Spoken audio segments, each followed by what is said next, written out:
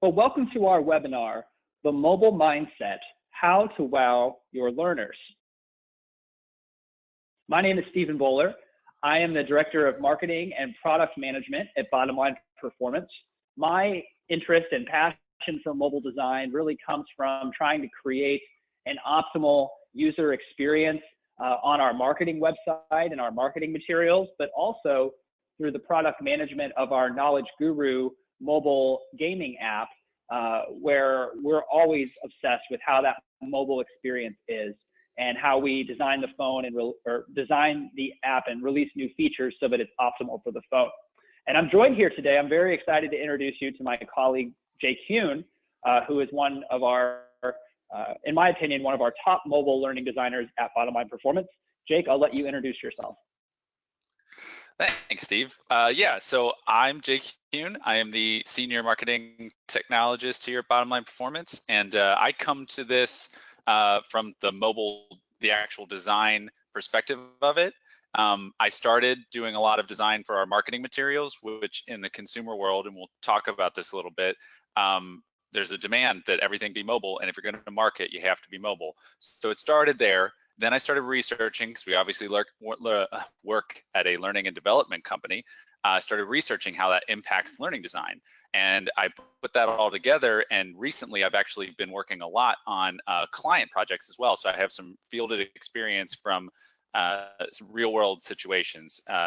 So I'll be the one to kind of explain the design side of things and how it impacts learning. And I'm really excited to be here and talk to you guys about this. Excellent. So a little bit about Bottom Line Performance. I know many of you attend multiple webinars that we give throughout the year. In case you aren't aware, we are a learning and development company. We create, design, and develop the right learning solution, focus on the outcome, try to partner with our clients, and then develop the tools in-house. More and more, we're seeing that the right learning solution is including some form of mobile component, whether it's a reinforcement piece or whether it's the primary delivery method for the learning. We're also the creators, as I mentioned, of the Knowledge Guru platform of apps, which we often plug into a larger curriculum and use as reinforcement. And many of our Knowledge Guru users are accessing those games on mobile devices. So what about you? We'd love to hear from you guys in the question area. Have you adopted mobile learning as part of your training? And if so, what types of training have you been delivering on mobile devices? And while you guys are typing, I want to share, somebody just shared with us, speaking of the mobile mindset, Simona is attending on an iPhone. So good for you. That is my favorite way to attend webinars. So not yet. Definitely interested. No, but I think we should. We deliver all training on a mobile platform. Good for you. Investigating how to implement mobile. A variety of courses are accessible on mobile devices. Deliver mobile and probably not that well. I'm interested, Christiana, to know why that is that you think that that's not going so well.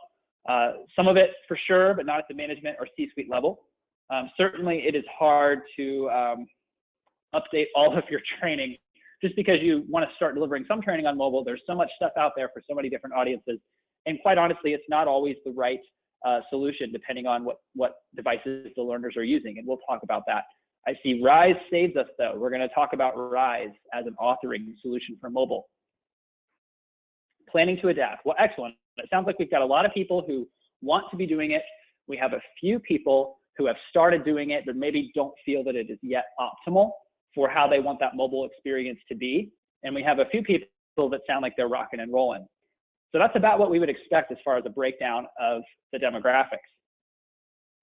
So what we're going to talk about today, first we're going to explain what the heck we mean when we say the mobile mindset, because we are going to give you some very nitty-gritty, like here are the authoring tools that you should check out for mobile, or here's some different ways you could do it specifically for mobile. But we're also going to talk about this overarching mindset, which when you apply it effectively and use the tips that Jake's going to lay out, the mobile mindset improves all of your training, even if it's still living on the desktop, and it makes it easier to eventually convert that training to mobile devices in the future.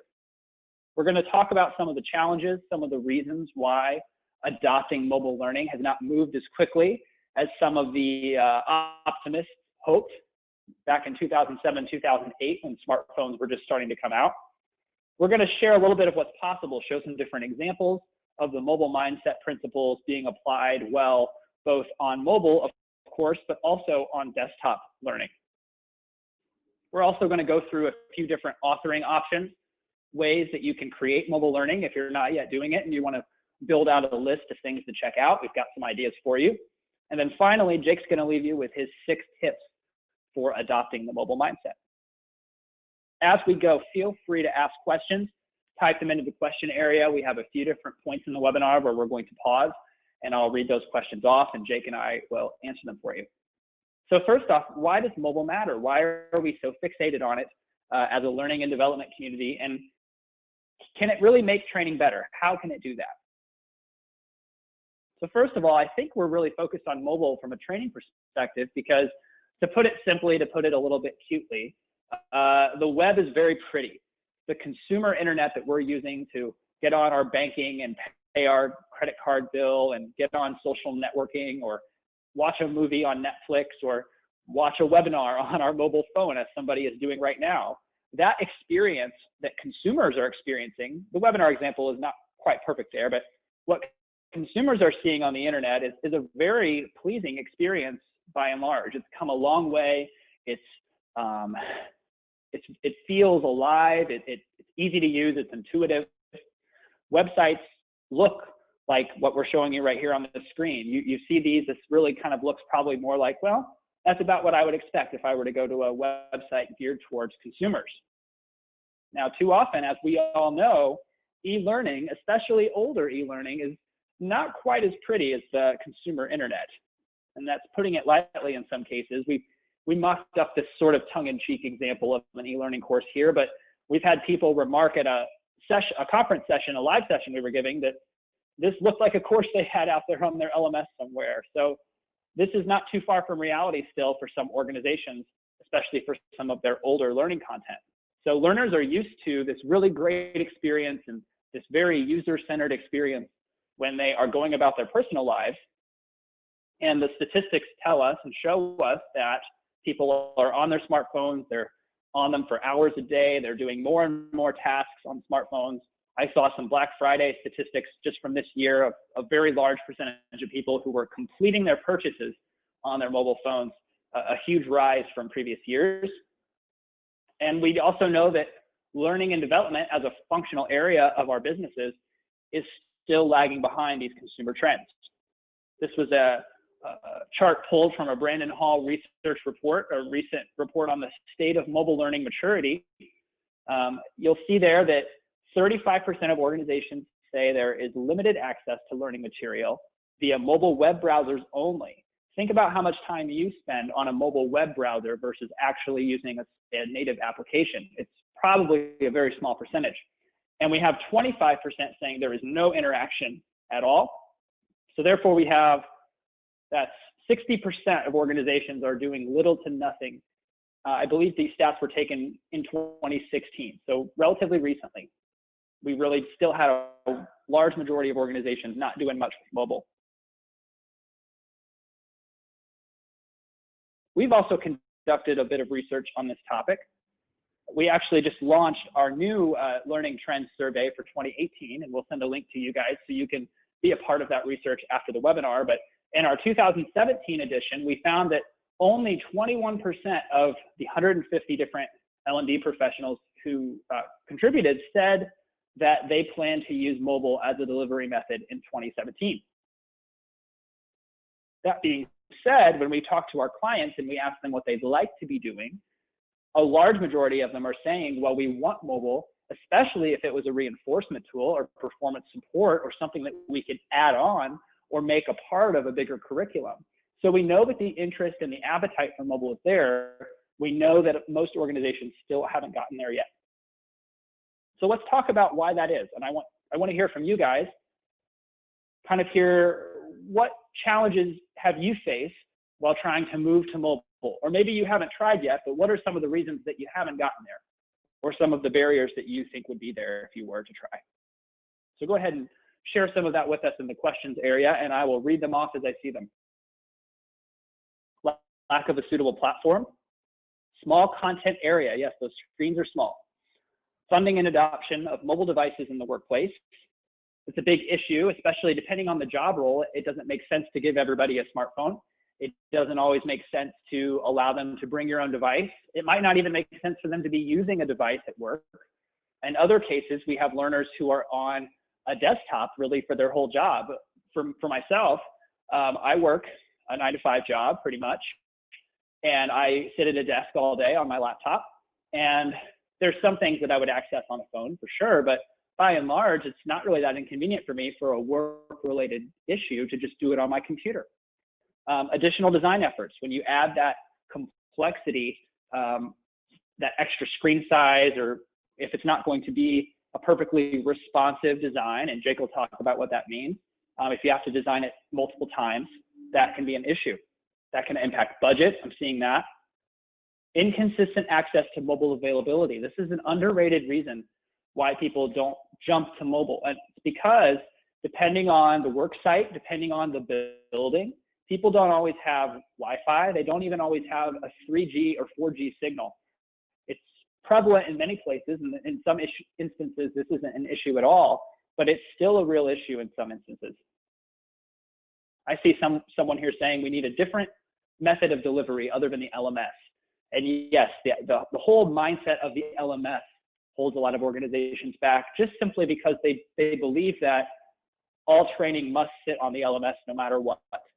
Even though there are ways to link and have the data sent back to the LMS and host it somewhere else, those are all possibilities, but they're not things that a lot of organizations have ever done. Interactivity is challenging, not suitable for all types of content, yes. Diverse platform of operating systems. So how do we build it? Do we download it on the Apple App Store, the Android Store, Google Play Store? Are we going to support Windows phones, or are we just going to do a mobile web experience? So yes, you guys surfaced a lot of the reasons why it can be hard to adopt mobile learning. There's also, as some people said, the sheer expense of just going back and updating old training that's already out there, that it's designed good enough and it's not a business critical need. You know, people are taking it and it's not really hurting anything for them to keep taking it the way it is. So why would we go back and update it? There's all sorts of things that organizations are all sitting there and grappling with, even while their employees are on their phones for their personal lives quite a bit. So that's why it's hard, but we don't want to just sit here and dwell on what roadblocks we see. There's obviously something to be gained from putting, in certain instances, moving some forms of training to mobile devices. Obviously, it depends on the learner. It depends on the outcome that you want to achieve. But what do we gain when we move to mobile? And so now I want to ask you to chime in again for those who are interested in mobile learning. What benefits would your organization see, or what benefits is your organization already seeing from either mobile first, where it's really been designed with mobile top of mind, or even just mobile optimized, where it's accessible on the mobile device? What benefits do you think your organization would see from mobile learning? And once you guys share, we'll talk about some of your responses. We're going to share a few of the reasons and things that we see, the reasons that we will encourage our clients, depending on the situation, to include some form of mobile learning as part of their training. Easy access, expanded learner experience, just-in-time learning, being available at that moment of need. Learner-centric. I love learner-centric, user-centered, human-centered. Anytime we can talk about that end user and what it's going to be like for them. It's real-time, can be applicable to the immediate task at hand.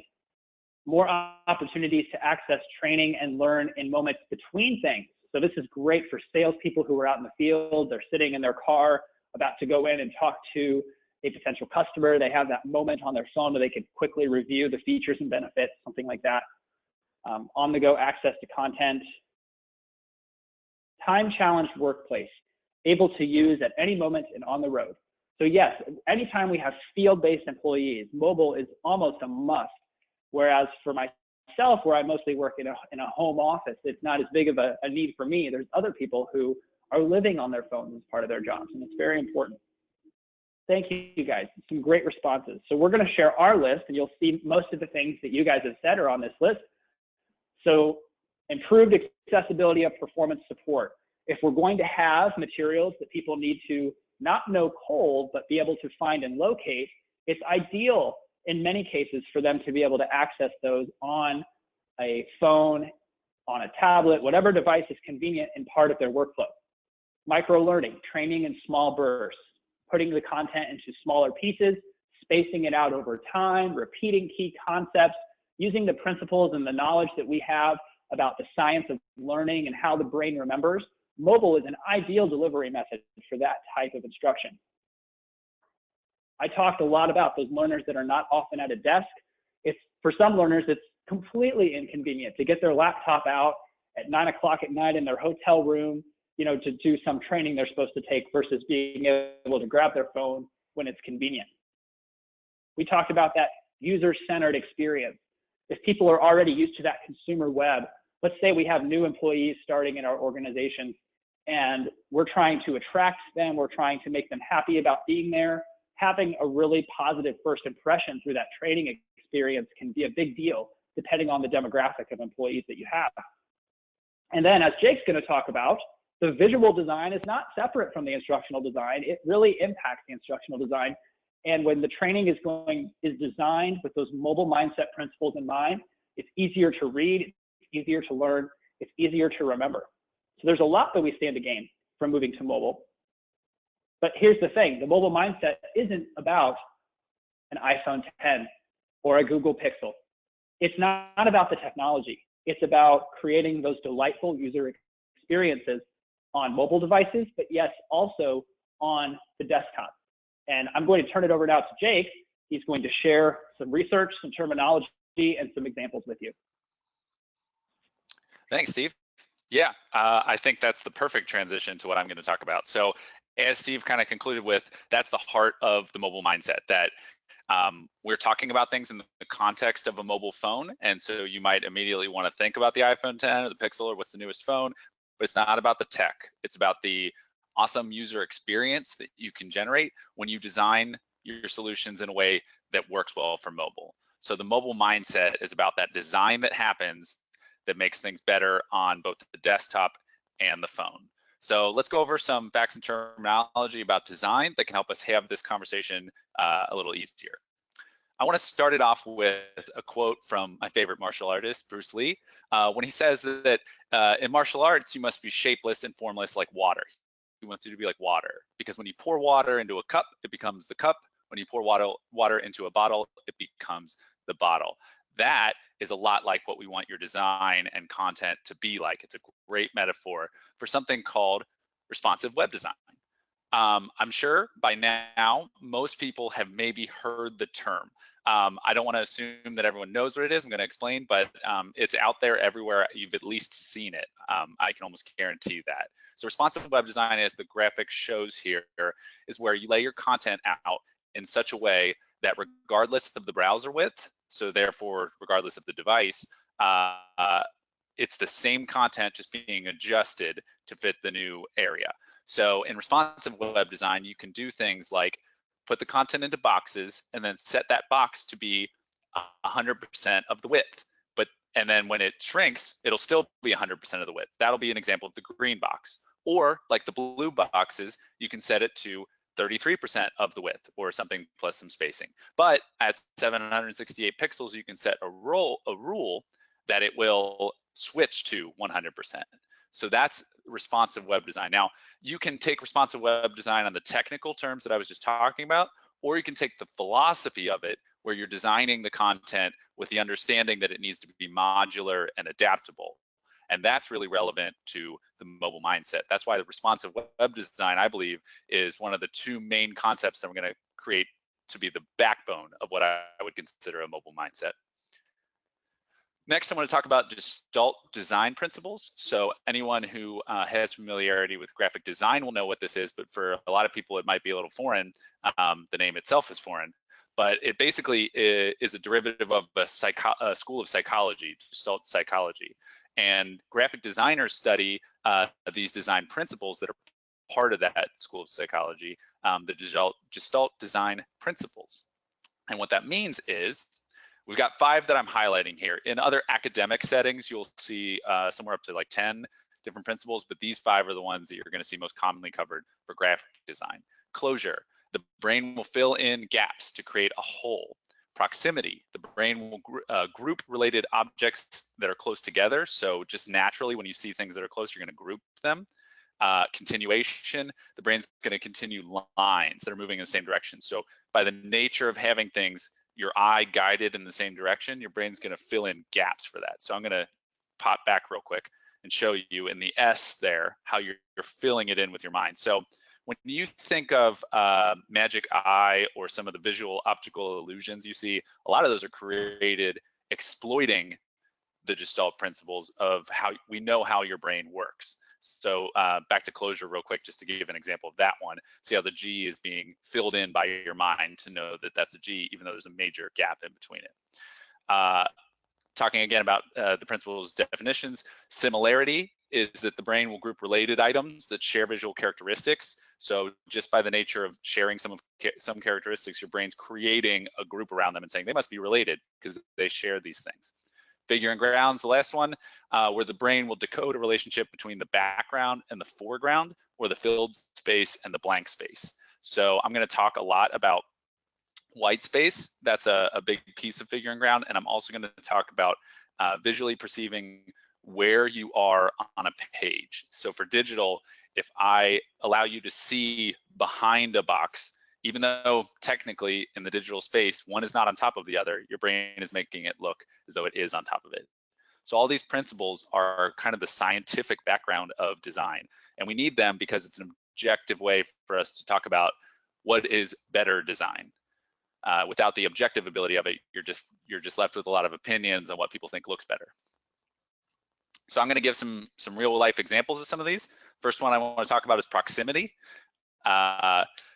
Here is an example from a fairly sizable news organization over in the UK, I believe.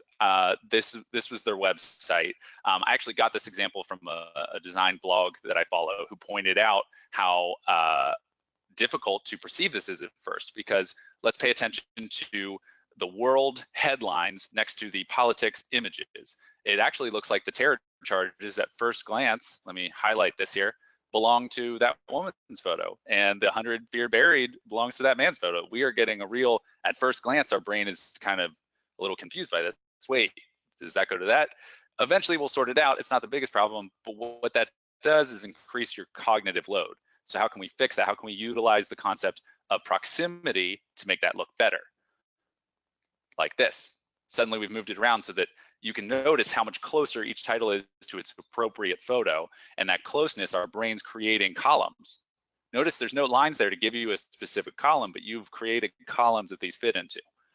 So that's kind of using proximity to do some work for you and reduce cognitive load. That's a secret behind how the mobile mindset can help learning, and we'll get to some scientific studies on that later, but that's kind of the backbone of this whole principle. Next, I want to talk about figure and ground. So figure and ground is something that you see all the time when you encounter what some people might view as annoying, but a very effective tactic, the modal window, the pop-up window. So this is a marketing example of it. What it's doing is it's allowing you to show, hey, we're showing you this marketing message, but you have not left our site. And that's important to let a user know. That's really important to let them know in learning, especially too. If they believe that they've gone away from where they were, they're starting to get confused as to where they are in the course. And those subtle cognitive pieces will add up and kind of put strain on their ability to just make sense of the information. So it's important that I know I didn't leave the site to see this message. I'm still here and I can dismiss that easily, but I get this additional content. Now here's an example of that in a learning scenario. So the Knowledge Guru app uses modal windows to be able to display images that you might need to reference to answer a question. So you just saw an image being used. It also uses it to display the power up. We want to let the learner know, hey, here's this gamified element that kind of engages them. We want to let them know they have it, but we don't want to take them away from the question and have them be confused. Wait, where did I wind up? They know they're still there because they can see the background. It's a modal window. Same with the image. When I click view image, I know where I'm at and I know how to quickly return to the question to answer it. reducing cognitive load. So now I just want to jump into two kind of very specific examples of, because we got some feedback on this presentation before on, okay, how does that work? How do these principles work to design something? So I grabbed this example from Elucidat, which is one of the authoring tools that I'll talk about later. You have plenty of authoring options, and we encourage a lot of them because they can facilitate good design. The way that Elucidat does it is they actually have a function in their authoring tool that can allow you to say, at a different width, please use a different image. So that's something that when you're building your own app, that's easy to do. But for people that aren't coders or don't want to get into coding, totally understandable, and they want to use an authoring tool, that option has kind of been missing, the ability to switch the image. And sometimes that's essential, because notice how in this horizontally laid out image, we have the different points that we need them to investigate on the site. If we were to shrink that down to the mobile window and keep it exactly the same, it would be so small and those points wouldn't even match up anymore. I've actually seen this happen on Rise sometimes. Even though I really like the Rise solution, you need to watch out with it sometimes, because if you're overlaying points on an image, they can shift and then be on the wrong spots. Now, to avoid that, Elucidat allows you to just switch the image. So you have the horizontal and the vertical image, and depending on where you're viewing it, how the width of the browser is, or if it's on a phone, it'll switch that image. So that's one way, practical way to implement a mobile design and allow learners to access content on either or using a responsive technique. This is an example I laid out to show how you can design a fully functioning, awesome desktop solution that then also works well on mobile, and you can have one without the other. So I've shown the two layouts. This can be completely responsive. I've kind of just made up lorem ipsum text here, but just to show you the layout and how it would work. I've grouped the content on the right together so that it can be its own card. I'll talk about that a little bit later, but this card's really important because that content can now be swiped up and down. You'll notice the overlap on the image in the background. I'm using that figure and ground there, so I'm showing you what's in front of the other. And you'll notice, say, this response looks like it's in the very front. Separating out, say, this response was important because limited screen real estate on a phone means you got to make choices like this. So by separating it out, you can see full responses, select one, and then have, say, this response overlap on top and then become the option. So here's a very practical design way that I can design for desktop and for mobile. And then the argument that I'm making, and I hope to back up with some more conclusive points, is that that desktop solution alone is a great solution. It's a great design and layout. And it would be totally fine if you never intended it to go mobile to still design that way. And that's why we want to encourage mobile mindset. I think it makes clear, it makes it really clear in how you process the information, and it can make it good for a learner to just improve your design in that way. So let's get into the case studies on that to prove that. The first one I want to talk about is just about improving the learning. So how did researchers do that? Well, researchers at Monash University applied Gestalt principles, again, that objective science of design that we need to a redesign of an instructional multimedia application. So that sounds kind of familiar to what we launch all the time, courses. It was called Wound Care, and it taught nursing students wound management. They totally redesigned it because they felt it wasn't effective. They then surveyed, and they surveyed all those learners on the redesign of it, and the improved learning was strongly supported through the students' responses. If you dig into the paper, there's all the stats behind that, but the learning was improved after they improved the design of the solution.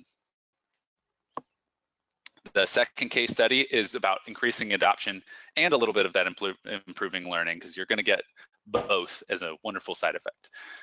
So researchers at Case Western University at School of Medicine updated a series of supplemental online pharmacology modules called PharmWeb. And the key word there is supplemental. They knew through their research before this study that if people used PharmWeb, they performed better. But because it was supplemental, a lot of them were just not using it. And they thought, how can we get more people to use it? So they brought in designers from other areas of Case Western School, actually the design school they have, and they improved the design and measured how many people used it after they improved it and made it easier to use, honestly. And they did that again following Gestalt principles. The result was that the researchers found an improved design led to increased adoption rates, and then the wonderful side effect I mentioned of improved learner satisfaction scores in those same surveys. So they used it more, and then they rated their satisfaction with the learning higher after the redesign to a more modern aesthetic. And that's kind of what we're encouraging here with the mobile mindset. So what does this mean for learning? The graphic design is a part of the learning. Visual perception cannot be separated from cognition. I want that to be my tagline. You know, I work in marketing, but like I said, I've been brought into client projects to help with the design of them, as we have awesome instructional designers creating this incredible content that's so instructionally sound. And I'm just making sure that it's shown to the learners in the best way, because you cannot separate visual perception and cognition, because the way people are interacting and viewing that content is related to how they're learning it. So what does this have to do with mobile? What does it mean for mobile? The excellent visual design matters even more on the small screen. So if you design in the mindset of, would this work in mobile? Even if you're not using mobile, if you've designed thinking that way, the design will be improved enough to actually improve your learning and just have all around better results. So it's about getting in the mindset. Again, that's the key word there of think about it. Will this look good on mobile? Am I using my space correctly? Am I following Gestalt design principles? And that will improve your learning. All right, it's time to go through some authoring options. This is the part where people are probably going to be taking notes to try and do some of this themselves. Someone has already mentioned Articulate Rise, and for good reason. Articulate has recently released Articulate 360, I believe is the whole suite. Part of that is Rise, and that allows you to quickly and easily build a mobile or a completely responsive actually option. So it'll work on desktop, it'll work on phones, it'll work on tablets, and it does all of that responsive web design that I was talking about. It just shifts the content. Now it does that through a very modular layout. So I use the word modular a lot in this webinar, not because it's a crutch, but because that's actually a really important part of the mobile mindset, is being modular. This is an example from their website on how they kind of visually describe it. You drag these blocks that have different content in, and that allows it to know when I've shifted from the desktop to the phone, how do I rearrange this and keep grouped content together? So being modular, also relating to what I'll talk about cards later on, keeping it modular, grouped together, and shiftable, adaptable. So that's one of the awesome authoring options if you want to make a good desktop and mobile solution. It's really easy to build in. You definitely want good instructional design though, so keep in mind for that, but it's a good authoring tool for mobile. Some other ones, as we were doing research for this, Adobe Captivate is kind of improving their mobile solutions. What I noticed for a while when we first did this webinar is I harped on authoring tools a little bit, because at that time, they were saying, we have a mobile solution, and all it was shrinking everything that was on the desktop to play on the phone, the text and all. You almost had to zoom in to see things. It really wasn't mobile first, it wasn't mobile friendly, but that's been changing a lot. And Adobe Captivate is one of the ones that is adapted. I've already mentioned Elucidat. I think they have really good options. Like I said, they allow you to switch images based on which layout you're in. I think that's a really cool piece. Lectora Inspire has improved, and then Gomo Learning was another one that came up as a effective authoring solution for mobile. So if you're trying to be in an authoring tool, which some of us need to work within, those are options. We'll talk about how to break free of the authoring tool shell a little bit later too, but we're always going to need authoring tools, and these are some of the best solutions for it. Now I'm going to hand it to Steve, because he's going to talk about when we're building a custom app. We've done this a couple times at BLP in Construct 2. Steve? Yes, thank you, Jake. So we're going to talk about a tool that we really love to use, especially when we're designing a mobile game, a mobile learning game. Of course, we have to talk about learning game design at BLP. It's something that we are very passionate about, and Construct 2 is a tool that you can use it. There's a relatively, the learning curve is not terrible to get started on the basics in Construct 2.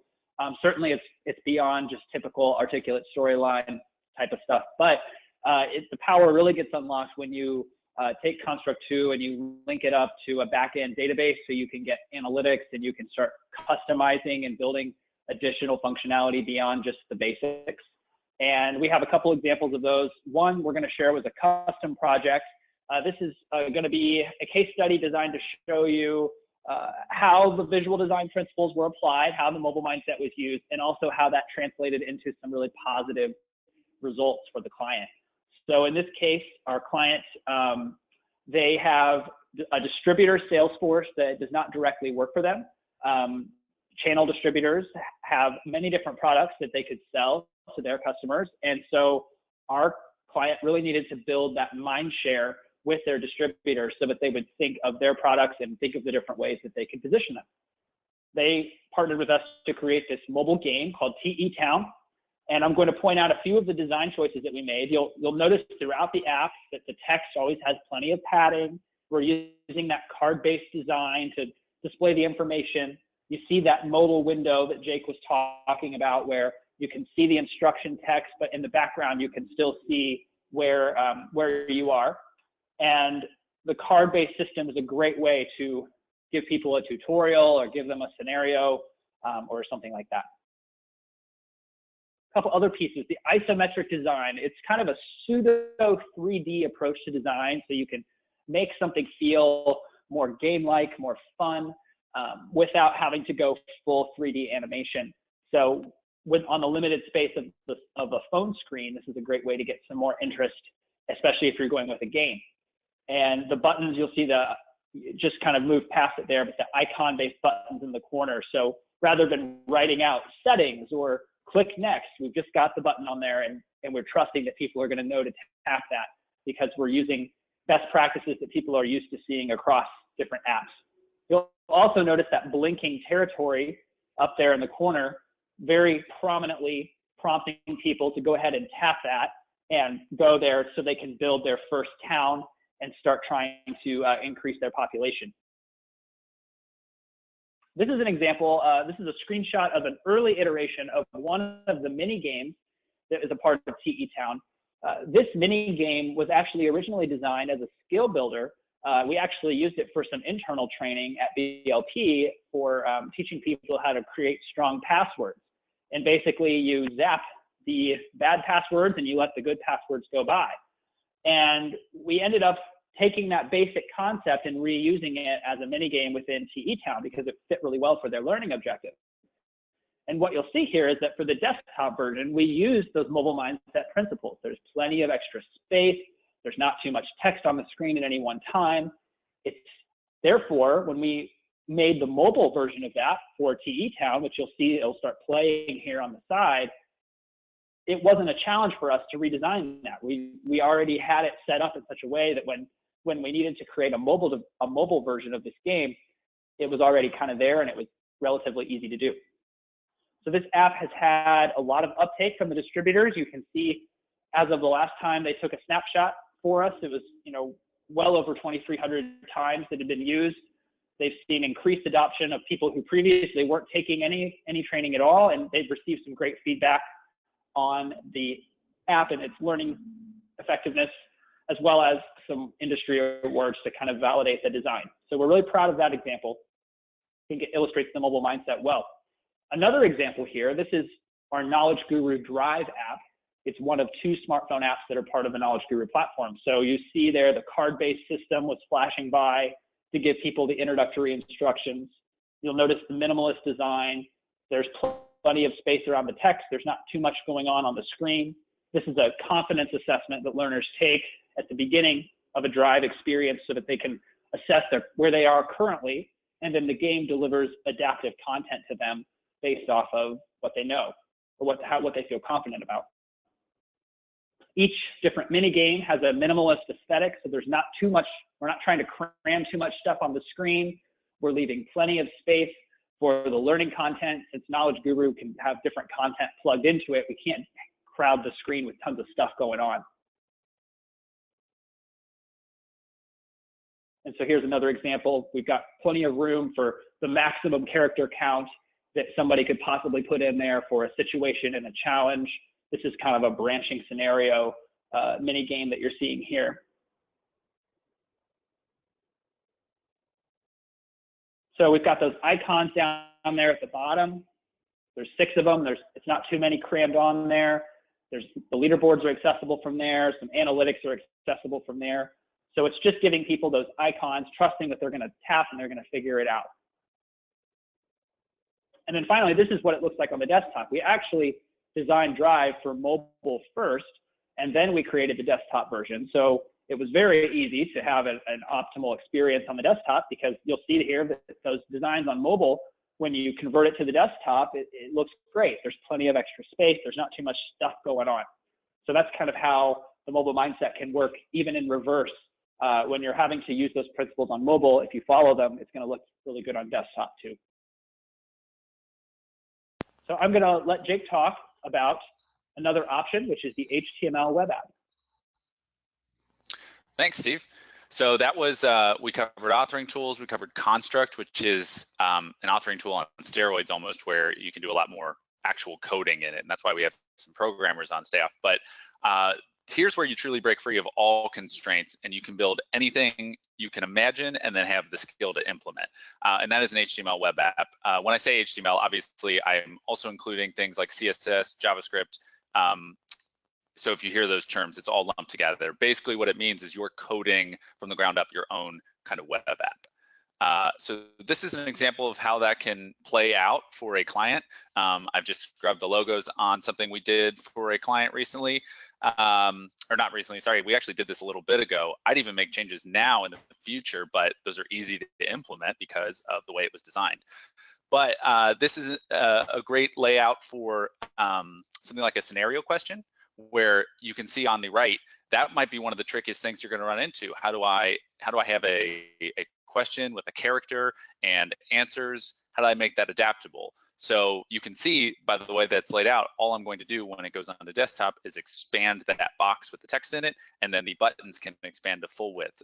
Like I mentioned before with responsive web design, we programmed in there at this width, it'll be 100%. At this width, it'll be 30%. They'll be next to each other. You can do those kinds of things when you're building from the ground up. That's one of the reasons I really like HTML web apps, because of the control you have on how it's going to look and work. Here's an example of something we did as a web app that we used WordPress as the content management system background. So this is just a very, you can see generic farmer guide. I made this as just an example of capability. This is your own personal Google if you want. Let's say you have a lot of courses. You can upload them to a site that you've built with a WordPress backend and then search through all that instantly. I know that's something people ask for a lot, and it's completely responsive as well. So when you're sorting through a lot of content, creating something kind of like your own LMS can be easily done through, if you have the right programmers on staff, through something like a web app built in WordPress. Here is an example of how it can be in an emag format. These can be content areas that then will shift. You can select any of these and it can take you to anything you want. The flexibility is almost limitless when you're building it, again, from the ground up with your own control. So it's an option for how to present learners with content. This would make for a great performance support tool. Let's say all of these just link to pages where you have really readable, big text that just explains a technique a salesperson might, or not a technique, sorry, a product that a salesperson might need to cover in their next call. You click on the product and it'll just give you a rundown right there. You can read through it on your phone. So performance support is one of the best ways to utilize a web app. This was built again in WordPress. Here's what the back end looks like. That's a content management system. So it gives your users a lot of control. It allows you to have multiple authors. There's an entire user community and quick, easy to use plugins for certain functionality. Let's say you want learners to be able to register so you can track that email or something, then there's a plugin for that. There's plugins so they don't have to register and you're still tracking them. Speaking of, it can be easily hooked up to things like Google Analytics. And I'm showing Google Analytics here, but it can be easily linked up to your own LMS. When you're building it from scratch, you can put the API to send data anywhere you want. Now, again, it's the ability of your team, or if you're hiring a company like BLP, we've got programmers that understand that stuff as well. You can send any data you want. Marketers have already mastered tracking what would otherwise be a learner, but to them it's a customer. And they get all these data points and can make great decisions. There's no reason e-learning can't do that as well. And if you're concerned about things like, well, it's got to live in the LMS. They can be on an intranet. They can link to your LMS, and they can send tracking data as well, as much as your LMS can handle, honestly. So that's why web apps can be a really good flexible option if you have the capabilities, or if you're working with a partner that has the capabilities to implement them. Any questions about some of the authoring tools or anything you heard up to this point? Yeah, while you guys are writing in some of those questions, I want to say that it's interesting. I think a lot of times people in the learning and development world are simply not aware of all the capabilities that a website can have, as far as being able to make it private, putting it on an internal server, having the level of detail of analytics that we only dream of in the learning and development field, like Jake was showing, and even having a system where you can edit the back end without knowing any code, which is how I edit our website. Jake built the back end and put everything in there, and then I'm able to just go in, and it's relatively easy for me to do that. So interesting to explore the idea of using a website, because it's so much easier to make that responsive. And in many instances, a website can replace some of what we use a traditional course for. Well so said. Jake, I'm not seeing any questions at this time. So why don't you go on ahead to the next section, and we'll let people, if they have more, we'll stop one more time before the end with after your tips. That sounds good. Okay, thank you very much. All right, so then, yeah, we're gonna end with some kind of practical tips. These are the takeaways if you're gonna get something from this webinar and move on it. I just wanna condense it into 6 easy to remember tips. The first one, be conscious of your space. The way I like to phrase it is that we have screen real estate, and we heard some of this in the beginning when people were commenting on their challenges. You have less screen real estate on a phone. So if you have a lot of content, there are gonna be issues because you have less screen space to show that content. But here's where the mobile mindset comes in, and being conscious of your space. Let's say you're in a situation where you say, wow, I have a whole blanket of words here. How can anyone read that on the phone? And I want to ask, why do you have a blanket of words? I don't think that's the best way, even on a desktop, to display that much information, because suddenly that's an ineffective way to convey that. Now, there's obviously all kinds of fields with incredible technicality where that overrides everything. If you're in life science and pharma and you've got all these details, that's going to be there. But it's just this general consciousness of your space, not overloading things with content, and then also paying attention to the Gestalt principles, like I mentioned with figure and ground, keeping white space and padding. That's extremely important. You want it to be legible on the phone, so you need it to have room to breathe, is how I phrase it. Think modular and flexible. This is all the same as the responsive web design principles, where you're grouping content so that it can shift and move. And it's also a philosophy that goes beyond that one course that I'm talking about as an example, and goes to how you think about everything. The future is coming and everything's going to be changing. So an example of carrying the mobile mindset to a grander scale is avoiding things like, what's a good example of this? Building such that a browser, you're kind of playing a house of cards in a browser. So a lot of people that designed around IE8 specifically, because that's where it worked at their company, and then suddenly IE8 becomes not supported anymore. We weren't thinking for the future. What happens when this isn't supported? Then what do we do? So you got to think you're not reliant on any one technology or one tool, and having backup plans if you are reliant, and understanding what's going to happen when it shifts, because tech will always shift. So at a small scale, it's about making sure your content is shiftable, flexible, grouped together, card-based systems like that. And on a grand scale, it's about not building a house of cards with what tech you're relying on, or how you're launching things. You're not chained to authoring tools. So there are some really great authoring tools out there, and they're extremely helpful for, especially if you're trying to build something really quickly. But you can build really quickly outside of an authoring tool too. You can make it from the ground up as a web app where you have complete control and you have all kinds of data points. So at least consider it. That's why I want to bring up that you're not chained to authoring tools. And that transitions to the point where you consider the website. That's out there, and it has a lot of flexibility and potential. And it's just one tool that you can put in your arsenal that I'm starting to see more, and it's making me excited, but people won't use it until they know that it's an option. And so kind of get the word out that, hey, maybe a website can tackle this problem we're having. a client that we've been working with had a lot of complex processes. So we built a web app that helps them walk through process maps. So that's an example of something where that was a really, we had complete control over how that was going to work, and we weren't locked down to an authoring tool that might not be able to effectively do some of the complexity that we needed. Design with the future in mind. So think about, always be researching trends and understanding what's going to happen in the future so that you're not designing something that is not going to work then. I kind of mentioned this back with point 2, but it's just this concept that we are often building a house of cards if we do things like, all right, what's the course, what is the width of this course? 760 pixels, set it to 760 pixels. Well, then it can never adapt out of anything other than that. And that's where you get problems transitioning to mobile. So if you're using a percentage, then that's designing with the future in mind, because you're saying, I don't know what someone might access this on, but I'm going to design assuming it could be anything. So yeah, it's a good mindset to be in, and it's a big piece of the mobile mindset.